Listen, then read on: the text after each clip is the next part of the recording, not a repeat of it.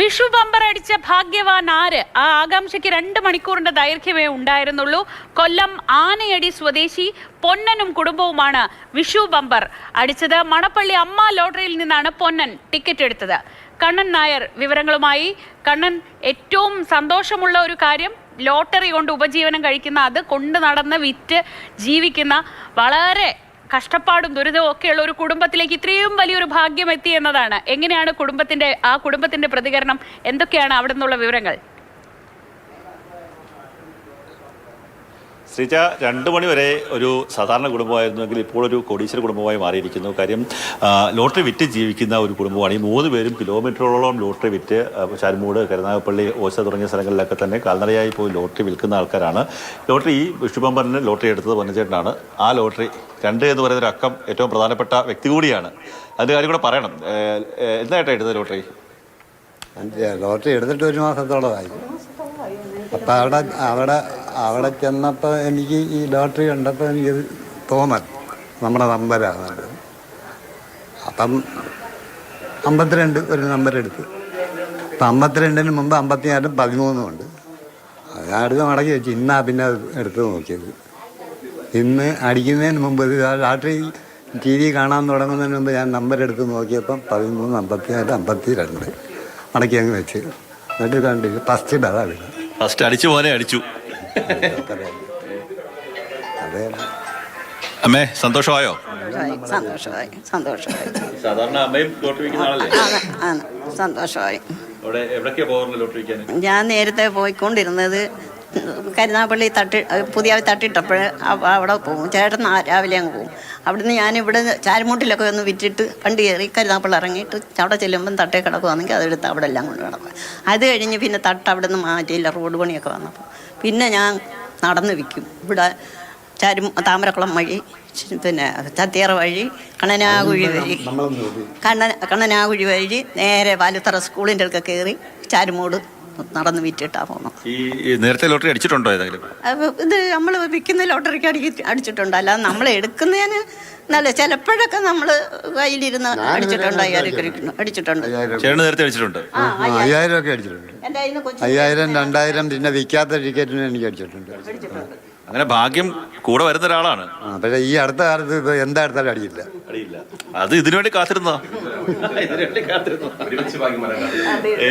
അതായത് ഈ വീട് ജപ്തിയിലേക്ക് പോയതായിരുന്നു. ഈ അടുത്ത കാലത്ത് എന്ന് പറഞ്ഞാൽ 5-6 മാസം കൊണ്ട് ഇപ്പൊ എടുക്കുന്നത്. ഞാൻ ഈ വീട് ജപ്തിയിലേക്ക് പോയതായിരുന്നല്ലേ?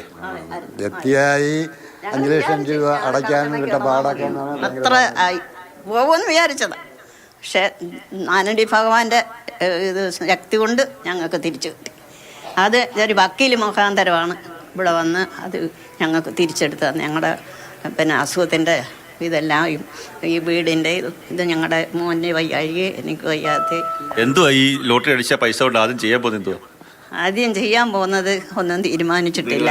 എല്ലാം ദൈവം കടാക്ഷിച്ചത് ഇത് വരട്ടെ, എന്നിട്ട് നമുക്ക് തീരുമാനിക്കാം. വിനോദേ, സന്തോഷമായോ? സന്തോഷം.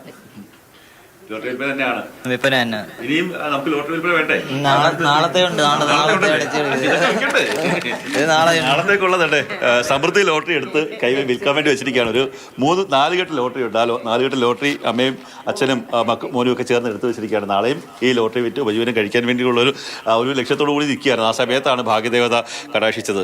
വിനോദ, എന്താ ഇനി നമുക്കൊരു മുന്നോട്ടുള്ള കാര്യം ആലോചിച്ചിട്ടുണ്ടോ? ആലോചിച്ചിട്ട് ചെയ്യത്തുള്ളൂ. സന്തോഷം. നാട്ടുകാരുണ്ട്. നിങ്ങൾക്ക് ഇതൊക്കെ കേട്ടപ്പോൾ ഒരു സാധാരണ കുടുംബമാണ്, സാധാരണ അർഹതപ്പെട്ടവന്റെ കൈകളിലേക്ക് ഒരു സമ്മാനം വന്നു അല്ലേ? അല്ല, ഇത് സത്യം പറഞ്ഞാൽ അർഹതപ്പെട്ടതെന്നല്ല, ഇവിടെ ആയിരുന്നു വരേണ്ടത്. കാരണം നാട്ടുകാർക്ക് ഭാഗ്യം വിറ്റ് നടന്നാണ് ഇദ്ദേഹം, ഭാഗ്യം കൊടുക്കാൻ നടന്നാണ് ഇദ്ദേഹം. അദ്ദേഹത്തിന്റെ വീട്ടിലേക്ക് ഇങ്ങനെ ഭാഗ്യം വരെന്ന് പറഞ്ഞു കഴിഞ്ഞാൽ ഇദ്ദേഹം പറഞ്ഞത് എനിക്ക് വളരെ ശ്രദ്ധയോടെ കേട്ടത്. ഇനി എന്ത് ചെയ്തുള്ള ചോദ്യത്തിന് വീടൊന്ന് ശരിയാക്കണം, ഒരു കോടീശ്വരനാ പറയുന്നത്, എൻ്റെ വീടൊക്കെ ഒന്ന് ശരിയാക്കണം, എന്നിട്ട് ഒന്ന് ജീവിക്കണം ചെറുകാട്ട്. അതൊരു ഭയങ്കര സന്തോഷം തന്നെ. അതാണ് ഇവരുടെ മനസ്സ്. ഇവർ വന്നപ്പോൾ ഇവിടെ പറഞ്ഞാൽ ഒരു ഷെഡായിരുന്നു, ഒരു ചെറിയ ഷെഡ് വെച്ച് വെള്ളത്തിലാണ് യഥാർത്ഥത്തിൽ കിടന്നത്. ആ അവസ്ഥയെന്നാണ് ഇവർ ഈ ലോട്ടറി വിറ്റ്. ഇവർ 2 അമ്മയും മോനും ലോട്ടറി വിൽക്കുകയായിരുന്നു. ആ ലോട്ടറി വിറ്റാണ് അവർ ഈ നിലയിൽ എത്തിയത് തന്നെ. അപ്പോൾ അവർക്ക് കിട്ടിയ ഭാഗ്യം ഏറെ സന്തോഷം.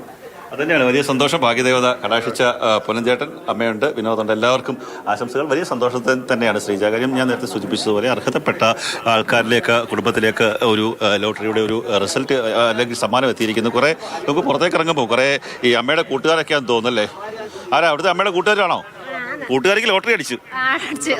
സന്തോഷമായി. അറിഞ്ഞുകൊണ്ട് ഞങ്ങൾ വന്നതാ. അമ്മ ഒരുപാട് കഷ്ടപ്പാടിലെ വെയിലും കാറ്റും ഒന്നുമില്ലാതെ ഭാഗ്യക്കുറിവിക്കാൻ നടന്ന് അമ്മയ്ക്ക് ആനടി ഭഗവാനും ദൈവവും എല്ലാം കൂടെ അവർക്ക് സഹായിച്ചു. അതന്നെയാണ് എല്ലാവരും വന്ന് വലിയ സന്തോഷത്തോടെ ചിരിച്ച് എനിക്ക് കൂട്ടുകാരി രക്ഷപ്പെട്ട സന്തോഷമല്ലേ? അതാണ് സന്തോഷം, ഏറെ സന്തോഷമുണ്ട്.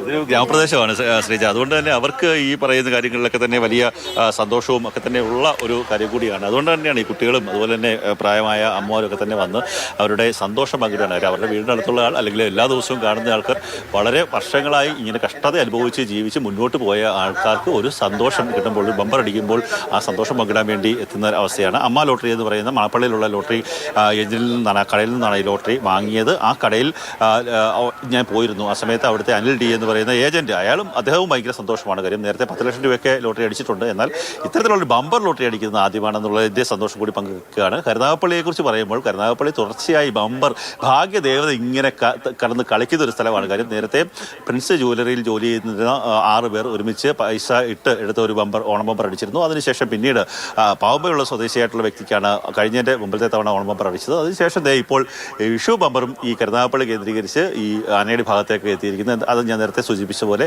എന്തോ ഭാഗ്യദേവത ഈ പ്രദേശത്ത് ഇങ്ങനെ കടന്ന് കളിക്കുന്നുണ്ട്. താമസം കണ്ണൻ കരുനാഗപ്പള്ളിയിലേക്ക് മാറ്റുമെന്നാണ് ഇനിയിപ്പോൾ അറിയാനുള്ളത്. എന്തായാലും വളരെ സന്തോഷം. ആ കുടുംബത്തിന് വേണമെങ്കിലും ഒന്ന് ആലോചിക്കാം അല്ലേ? വേണ അല്ലല്ല, ഞാൻ തൊട്ടടുത്ത് തന്നെ, ഇനി അങ്ങോട്ട് വരും. ഇവിടുന്ന് അങ്ങോട്ട് അല്ല, തൊട്ടടുത്ത് തന്നെയാണ്. ഇവിടുന്ന് എനിക്കൊരു 10 കിലോമീറ്റർ ഉള്ളു എന്റെ വീട്ടിലേക്ക്. പക്ഷെ വേറെ ജില്ലയാണെന്നേ ഉള്ളൂ, കൊല്ലമല്ല, ആലപ്പുഴ ജില്ല. ഇത് കൊല്ലം ജില്ലയിൽ മാത്രം വീശുന്ന ഒരു ഭാഗ്യക്കാറ്റാണെന്നാണ് കേട്ടത്. അപ്പോൾ നിവൃത്തിയില്ല, തൽക്കാലം ആലപ്പുഴ ജില്ലക്കാർ കാത്തിരിക്കട്ടെ. ശരി, കണ്ണൻ നായരാണ് വിവരങ്ങൾ നൽകിയത്. എന്തായാലും വളരെ വളരെ സന്തോഷമുള്ള ഒരു കാഴ്ചയാണ്. വളരെ കഷ്ടതയിലും ദുരിതത്തിലും ഒക്കെ കഴിഞ്ഞിരുന്ന ലോട്ടറി വിറ്റ് ജീവിക്കുന്ന ഒരു കുടുംബം, നടന്ന് എത്രയോ കിലോമീറ്ററുകൾ നടന്ന് ഓരോ ദിവസവും അന്നന്നത്തെ ജീവിതം കഴിക്കുന്ന ഒരു കുടുംബത്തിലേക്കാണ്, അവരെടുത്ത ടിക്കറ്റിനാണ് ഈ ഭാഗ്യം വന്നത് എന്ന് പറയുമ്പോൾ അതിലൊരു വലിയ സന്തോഷമുണ്ട്. എല്ലാവർക്കും ആ സന്തോഷമുണ്ട്. ഒപ്പം ആ കുടുംബത്തിന് എല്ലാ ആശംസകളും നമുക്കും നേരാം.